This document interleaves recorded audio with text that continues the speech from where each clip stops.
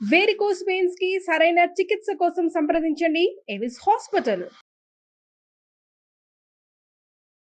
నమస్తే రమగారు. నమస్తే జయ. రమగారు, ధనుర్మాసంలోకి వెళ్ళబోతున్నాం కదా. కార్తీకం తర్వాత వెంటనే ప్రారంభమవుతుంది కదండి. ఈ మాసం యొక్క విశిష్టత, అవలంబించాల్సిన విధి విధానాలు ఒక్కసారి మాట్లాడుకుందాం. కార్తీక మాసం తర్వాత వచ్చే మాసం మార్గశిర మాసం. అయితే మార్గశిర మాసం రాగానే ధనుర్మాసం కాదు. మార్గశిరంతో సంబంధం లేదు దానికి. మార్గశిరంలో ధనుర్మాసం ప్రారంభం అవుతుంది. మార్గశిరమే ధనుర్మాసం కాదు. మార్గశిరంలో ధనుర్మాసం ప్రారంభం. మరి అప్పుడు మాసం అని ఎలా వచ్చింది? చెప్తాం అది చెప్పాలి. మొన్న ఎవరో కూడా అడిగారు, మామూలుగా మనకి మాసాలు ఇవన్నీ ఎలా వస్తాయి? చాంద్రమానం ప్రకారం, అంటే చంద్రుని యొక్క కదలికలతోటి మనం హళలు పెరుగుడు తగ్గుడుతోటి తిథులతోటి తయారవుతుంది కదా. అవును. ఇప్పుడు మనకి పాడ్యమితోటి నెల మొదలవుతుంది. అమావాస్య వెళ్ళగానే స్టార్ట్, పౌర్ణమి దాకా 15 రోజులు, పౌర్ణమి నుంచి మళ్ళీ 15 రోజులు అమావాస్య. అమావాస్య వెళ్ళంగానే మళ్ళీ నెలపడుపు తప్పకుండా చంద్రుడు. అమావాస్య వెళ్ళంగానే చంద్రుడు అమావాస్య నాడు ఏమీ కనపడ్డు. మా పాడ్యం నాడు ఏదో ఎటాగో ఉంటాడు. తర్వాత స్లోగా కనపడడం మొదలు పెడతాడు. చంద్రుడి నడకతోటే మన మాసాలన్నీ తయారవుతాయి. ఆలోచించండి, అంతే కదా. అవును. అయితే ఇప్పుడు ఇందులో మళ్ళీ మనకి సంక్రమణం అనేది ఒక ప్రత్యేకమైన పాయింట్ ఉంది. ఈ సంక్రమణం మనకు ఎప్పుడు రెగ్యులర్ గా మాట్లాడుకుంటాం మనం, మకర సంక్రమణం. ఈ సంక్రాంతులు, మకర సంక్రమణం ఒకటే కాదు, ప్రతి నెల సంక్రాంతులు జరుగుతాయి. సూర్యుడు రాసులు మారతాడు, చంద్రుడు మారేవి తిథులు కదా. సూర్యుడు ఒక్కొక్క నెల రోజులు ఒక్కొక్క రాశిలో ఉంటాడు, 12 రాశుల్లోకి మారతాడు సూర్యుడు. ఈ మన కార్తీకం ప్రారంభంలో తులా సంక్రమణం, వృశ్చిక సంక్రమణం జరుగుతాయి. ఇదేంటంటే సంక్రమణాల్లో కూడా మనకి పెద్దవాళ్ళకి తర్పణాలు పిలిచేవాళ్ళు, వాళ్ళు సంక్రమణ కాలంలో కూడా తప్పకుండా చేయాలి. సంక్రమణ అన్నప్పుడు కూడా ఉపవాసం ఉండాలి. మనం క్యాలెండర్ ఫాలో అవ్వడాలి, పంచాంగం ఫాలో అవ్వడాలి మానేసింది ప్రజ అంతా. అవునండి. ప్రత్యేకంగా కొన్ని మనమే టీవీలలో మనలాంటి వాళ్ళు యూట్యూబ్లో పడి ఏవో చెప్తే కొన్నిటిని పట్టుకుని అవే పిచ్చికింద అయిపోతుంది తప్పిస్తే అసలు ముఖ్యమైన వ్యవహారాన్ని మనం చూడటల్లా. సూర్యుడు సంక్రమణం చెందినప్పుడు సంక్రమణపు రోజు మనకి క్యాలెండర్లో కనపడుతుంది క్లియర్గా, ఫలానా రోజు సంక్రమణము అని. ఆనాడు పెద్దవాళ్ళకి ఇవ్వాలి తర్పణాలు, అక్కడి నుంచి బ్రాహ్మడికి దానం ఇవ్వాలని ఒక నియమం ఉంటుంది. సంక్రమణంలో నదీ స్నానం విశేషం, సంక్రమణంలో గోపూజ విశేషం, సంక్రమణంలో గోదానం విశేషం, దాన ప్రక్రియ చాలా విశేషమైంది. కానీ అవన్నీ గుర్తుపెట్టుకోం. కానీ మనకి ప్రత్యేకంగా మకర సంక్రమణం ఒకటి మనకు ఖచ్చితంగా తెలుసు. ఏం చేతంటే సంక్రమణం, మకర సంక్రమణం తర్వాత కాలం మారి ఉత్తరాయణ పుణ్యకాలం ప్రారంభమవుతుంది. ఓకే. దక్షిణాయనం వెళ్ళిపోతుంది. ఇప్పుడు మన కాలాన్ని 2 నడకలుగా విభజించారు, ఉత్తరాయణము దక్షిణాయనం. అంటే సూర్యుడు తూర్పు నుంచి ఉదయిస్తాడు కదా, ఈ ఉదయించే కాలంలో దక్షిణాయనం అప్పుడేమో దక్షిణం వైపుగా వాలుగా ఉంటాడు.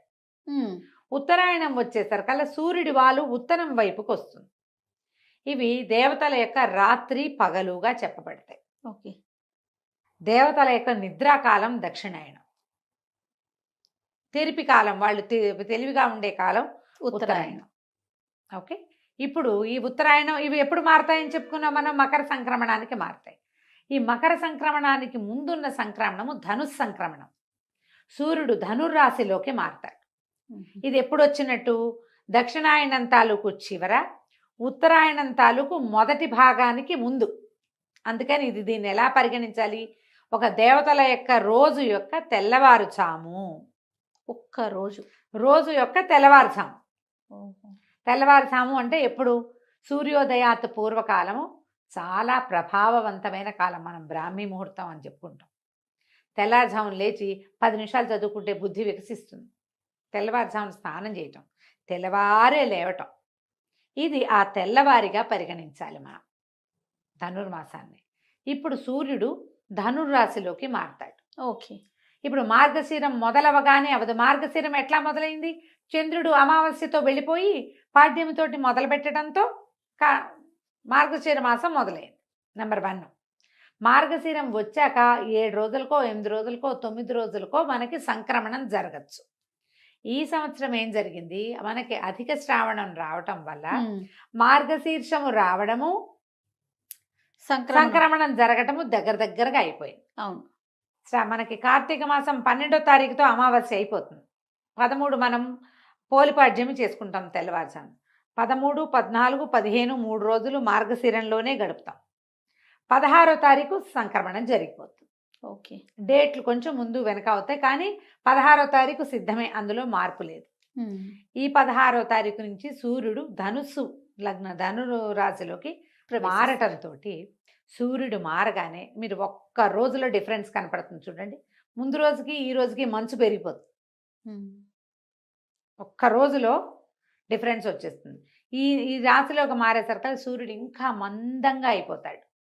వెచ్చదనం బాగా తగ్గిపోతుంది. పొద్దుటిపూట అసలు కనపడ్డు మనకి. బాగా 10 అయితే కానీ సూర్యబింబం మనకి కంటికి కనిపించదు. ఈ సమయం పూర్తిగా పురుషోత్తమ మాసం అని చెప్పబడేటువంటి ఈ మార్గశిర మాసంలో విశేషంగా విష్ణు పూజ చేయాలి.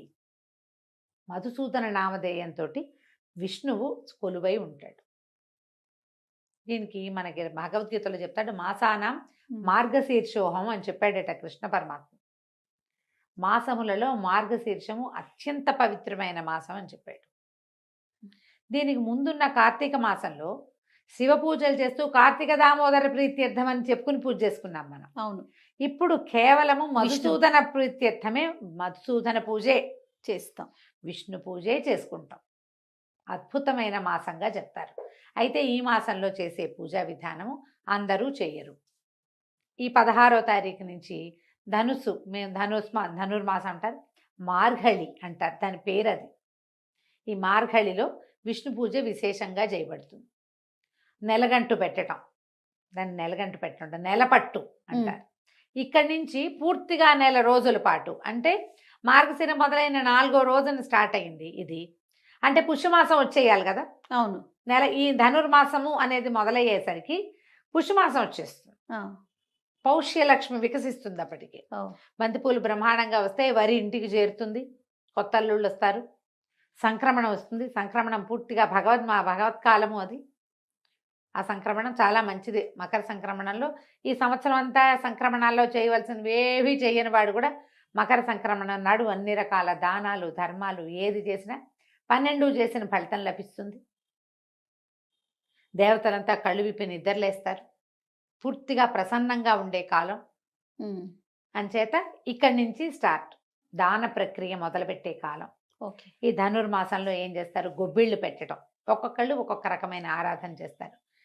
వైష్ణవాలయాల్లో విపరీతంగా సేవాకాలాలు జరుగుతాయి. తెల్లవారుజామునే స్వామికి కైంకర్యం చేస్తారు, సేవాకాలం సమర్పిస్తారు. ఈ సేవాకాలాలు సమర్పించేది ఏంటంటే సంవత్సరం అంతా ఒక రకంగా ఉంటే ధనుర్మాసంలో తిరుప్పావై అని ఒక ప్రత్యేకమైన పూజా విధానాన్ని సమర్పిస్తారు. గోదాదేవి ఈ శ్రీవిల్లిపుత్తూరులో జన్మించింది. పెరియాళ్ళ వారికి జన్మించినటువంటి విష్ణు చిత్తుల కుమార్తె అయిన గోద, ఆవిడ భగవంతుణ్ణి ఎలా ఆరాధించిందో ఆ ఆరాధనా క్రమాన్ని ఈ నెల రోజులు స్వామికి సమర్పిస్తారు. ప్రతి చోట శ్రీరంగనాథుడు విశేషంగా సేవించబడతాడు. వెంకటేశ్వర స్వామి దేవాలయంలో కూడా తిరుప్పావయ్యే చేస్తారు. ఈవెన్ తిరుమలలో కూడా ఈ నెల రోజుల పాటు స్వామివారికి సుప్రభాతం బదులు తిరుప్పావై వినిపిస్తారు విశేషంగా. ఈ నెల అంతా కూడా అన్ని విష్ణువాలయాల్లోనూ విశేషమైన సేవలు కైంకర్యాలు జరపబడతాయి. ఇవిడ ఈ నెల రోజుల పాటు 30 పాసురాలు చదివిందట. పాసురం అంటే ఒక ప్రత్యేకమైన పాట. ఇది ద్రవిడ భాషలో ఉంది. తిరుప్పావై అంటే మంగళకరమైన మేల్కొల్పు. ఆవిడ ఏం చేసిందంటే తన చెలికత్తెల్ని అందరినీ పిలిచి, విష్ణువు సుప్రసన్నుడుగా ఉంటాడు. ఇప్పుడు ఇంతకుముందు నిద్రలేచాడు ఈయన. కార్తీక శుద్ధ ద్వాదశికి ఏకాదశి నాడు నిద్రలేచాడు కదా. నిద్రలేచి అత్యంత ప్రసన్నుడుగా ఉంటాడు. ఆయనకి అత్యంత ప్రీతిపాత్రమైన మార్గశిర మాసము. సూర్యుడు సంక్రమణం చెంది దేవతలందరూ కొలువయ్యే కాలము. వాళ్ళందరూ నిద్రలేస్తారు. తెల్లవారుజామున ప్రబోధ సమయం కదా. అవును. వాళ్ళు నిద్రలు లేచే కాలం ఇది. ఈ సమయంలో గనక మనం భగవత్ సేవం చేస్తే భగవంతుడు మనని అనుగ్రహిస్తాడని చెప్పి తన చెలికత్తెల్ని అందరినీ పిలుస్తూ కృష్ణుడి గురించిన గాథలు ఆవిడ చెప్తూ రోజుకొక పాట చొప్పున ఆమె పాడింది. ఆ పాడిన 30 పాటలని ఇప్పుడు చెప్పుకుంటాం. ఇది అందరూ చేసేది చేయగలిగేది కాదు. ఎందుకంటే ఇది తిరుప్పావై ద్రవిడ భాషలో ఉంది. మనం చేయగలిగేది ఏమిటి, వాకిళ్ళు తెల్లవారుచామనే లేవటం, ఉమ్, వాకిళ్ళల్లో శుభ్రంగా వాకిళ్ళు శుభ్రం చేసుకుని చక్కటి ముగ్గులు తీర్చుకోవటం, వాకిళ్ళల్లో గొబ్బిళ్ళు పెట్టడం. 3-4 ఏళ్ళ నాడు నేను కోయంబత్తూరు వెళ్ళాను. ప్రతి వాకిలి తెల్లవారేసరికి ముగ్గులే చేయ, అవునండి. మనుషులు తక్కువ ఉన్నారు, ముగ్గులు మాత్రం బ్రహ్మాండంగా ఉన్నాయి. తెల్లవారి 6 o'clockకి బయలుదేరితే వీధులన్నీ ముగ్గులే, 6ంటికే. మంచు, చలి అయినా సరే నర్సీపట్నం దగ్గర బాగా ఎక్కువ చలి ప్రదేశం ఒకటి ఉంది. ఏంటబ్బా దాని పేరు? నర్సీపట్నం దగ్గర చింతపల్లి వాటి దగ్గర హైయెస్ట్ అదే లోయెస్ట్ టెంపరేచర్ 1 వస్తుంది అక్కడ.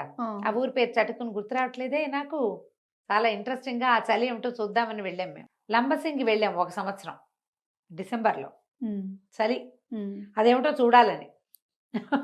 ఒక్కొక్కటి ఉంటుంది కదా. అదే. ఆ లంబసింగిలో కూడా తెల్లవారు 5ంటికి ముగ్గులు. ఓ, చలి చచ్చిపోతున్నాం. 1 ఉంది మేము వెళ్ళిన అవును, రోజున. అవును, అవును. 0 వస్తుంది చూద్దాం అనుకున్నాం. అంతకు ముందు రోజు వచ్చిందట, మేము వెళ్ళిన రోజు 1 ఉంది. ఓ, అక్కడ కూడా ముగ్గులు ఉన్నాయి. మనం చేసే సేవ ఏంటంటే ఈ పుణ్యకాలంలో, ఈ ధనుర్మాస కాలంలో అందరూ వాకిట్లో ముగ్గేసుకుంటే విష్ణు సేవ చేసినట్టే. అది. ఉమ్, ఓకే, గొబ్బిళ్ళు పెట్టుకోవటం. గొబ్బిళ్ళు పెడతారు కదా కొన్ని అవును. ప్రాంతాల్లో. పల్లెటూళ్ళలో కుదురుతుంది, సిటీలలో కుదరదు. ఎవరికి కుదురుతుందో వాళ్ళు పెట్టండి, ముగ్గేసుకోండి. కనీసం ఉమ్, పొద్దునే లేవాలి దానికోసం. ఖచ్చితంగా. పాకెట్లో ముగ్గులు వేసుకోవటం. అది కూడా ముగ్గులు వేస్తాం, పీట ముగ్గులు వేస్తాం. అదే గళ్ళ ముగ్గులు, పీటల ముగ్గులు పెద్దది వేయటం, గుమ్మడి పువ్వులతో అలంకారం చేయటం, గొబ్బిళ్ళు పెట్టటము, ఉమ్, గొబ్బి తట్టటము. ప్రత్యేకంగా గొబ్బిళ్ళు పెట్టావా చిన్నప్పుడు ఆ, చేయాలి? పెట్టాను అమ్మగారు. ఓకే, ఉమ్, మేము చాలా ఏళ్ళు పెట్టాం. ఓకే. చిట్టుగూడూరులో ఉన్నంత కాలం ప్రతి సంవత్సరం పెట్టేవాళ్ళం గొబ్బిళ్ళు. మాకు మంచి గొబ్బిళ్ళు సరదా. మా గొడ్లు బాగా ఉన్నాయి, ఆ, ఆవులు బ్రహ్మాండమైన ఆవులు ఉన్నాయి. సో మంచి అవకాశం లభించేది. తర్వాత కూడా ఇప్పటికి కూడా మా వాళ్ళు పెడతారు. ఓ, అయితే ఈ గొబ్బిళ్ళు పెట్టుకోవటము, తర్వాత దేవాలయ దర్శనము మంచిది. ఇందులో ఈ 30 రోజుల ధనుర్మాసంలో 10 రోజులైనా ఈ సేవాకాలాన్ని చూడడం, 8 రోజులైనా, 6 రోజులైనా, 2 రోజులైనా, కనీసం 1 రోజైనా విష్ణువాలయ దర్శనం మంచిది. ఓకే. ఎలా అవకాశం ఉంటే అట్లా. ఇప్పుడు తిరుపావై చెప్పడం, నాకైతే తిరుపావై రాదు. ప్రతి సంవత్సరం నేను అడుగుతూ ఉంటాను, మీరు ఇదే చెప్తున్నారు. ఉమ్, నేను నేర్చుకోలేదు. ఈ సంవత్సరం నేర్చుకుందామని ట్రై చేశాను జయ, నిజంగా సుమన్ టీవీ కోసమే. అవకాశం లభించల.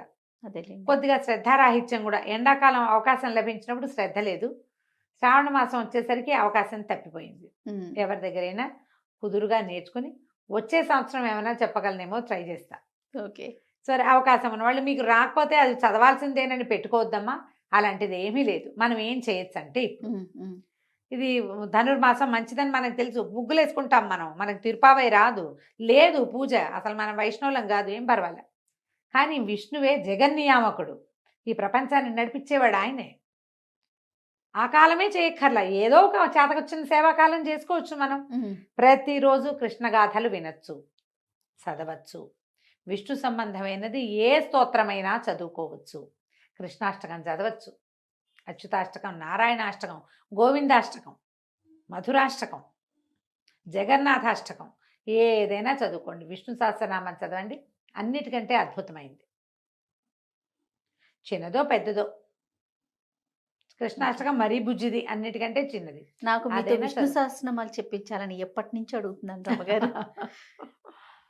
చూద్దాం, తిరుప్పావై తప్పించేసుకున్నారు. సరే, ఓకే, అది ద్రవిడ భాషలో ఉంటుంది, నిజంగానే కష్టసాధ్యం.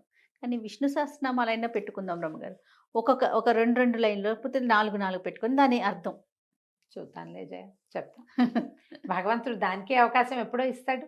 ఇస్తాడంటారా? ఏమో, చూద్దాం. ఇన్నిటికి ఇచ్చాడు, దానికి ఇస్తాడేమో. మీ అవకాశాలను బట్టి ఎక్కడ మన దగ్గర వేణుగోపాల స్వామి గుడి, రామాలయము, తర్వాత వెంకటేశ్వర స్వామి గుడి, నరసింహస్వామి గుడి, ఏ దేవాలయానికి వెళ్ళినా సేవాకాలం జరుగుతుంది. తప్పకుండా స్వామిని దర్శించండి, ఆండాళ్ళని దర్శించండి. ఆమె మానవ స్వరూపంలో జన్మించింది. భగవంతుణ్ణి చేరటానికి ఎలాంటి ప్రీతిపాత్రమైన పని చేసినా భగవంతుడికి ప్రీతి దేనికి చెందుతాడు? శ్రద్ధాభక్తి ఉంటే చాలని చెప్పింది. ఉమ్, అవి 2 ఉంటే చాలని ప్రపంచానికి చాటి చెప్పిన తల్లి. ఈ 30 రోజులు ఆమెను పూజిస్తారు ప్రత్యేకంగా. ఆమెను చూసి ఒకసారి దండం పెట్టుకుని ఒకసారి దేవాలయ దర్శనం చేసుకున్నా కూడా చాలా మంచిది. మీ అవకాశాలను బట్టి చేయండి. ధనుస్సు వెళ్ళగానే చివరికి ఏం చేస్తారు, చివరి రోజులో గోదా కళ్యాణం, గోదా రంగనాథ స్వామి కళ్యాణం చేస్తారు. కళ్యాణం చేస్తారు. అవకాశం ఉంటే ఏదైనా రంగనాథ స్వామి దేవాలయమో క్షేత్రానికి వెళ్ళటమో ప్రయత్నం చేసి చూడండి, మీ కుదిరికను బట్టి. తప్పకుండా. మేము ఈ అవకాశాన్ని బట్టి చేయొచ్చు. ఇది ధనుర్మాస విశేషం.